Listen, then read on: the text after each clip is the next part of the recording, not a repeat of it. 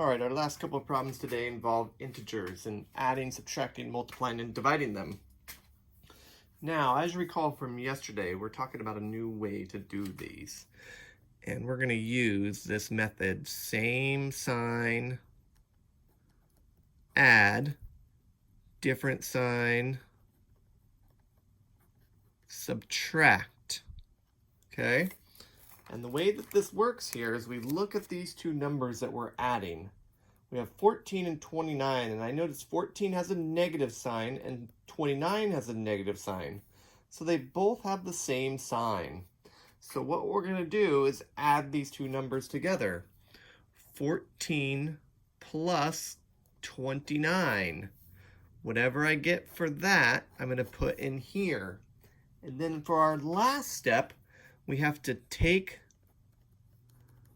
the sign of the larger number.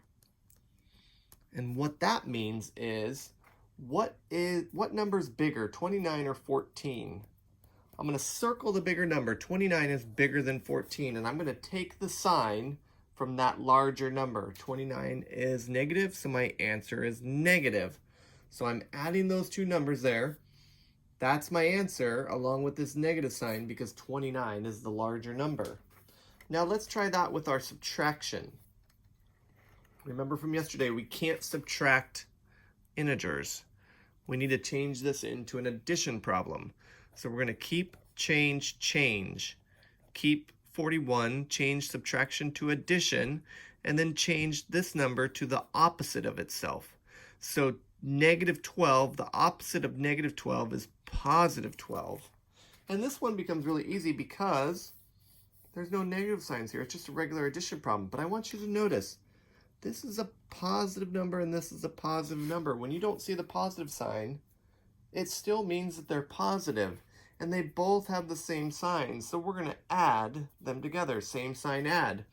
41 plus 12 is going to give you the answer here. And then we can still take the sign of the larger number.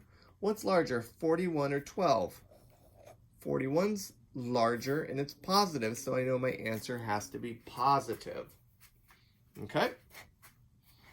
And for multiplying and dividing, these ones are pretty simple because we don't have that complicated same sign add, different sign subtract, take the sign of the larger number. Only thing we have to do here is use our magic triangle to decide if the answer is positive or negative.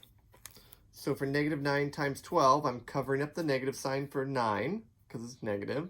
And for 12, that's positive. I'm going to cover up the positive sign. And it tells me that the negative sign is left, so my answer is negative. Whatever 9 times 12 is going to be the answer with the negative sign. Here we have negative 56. I'm going to cover up a negative sign. 2 is negative as well. I'm going to cover that up, and that tells me that our answer is going to be positive. So a negative divided by a negative is positive. 56 divided by 2 will give you your answer. Good luck with those, everyone.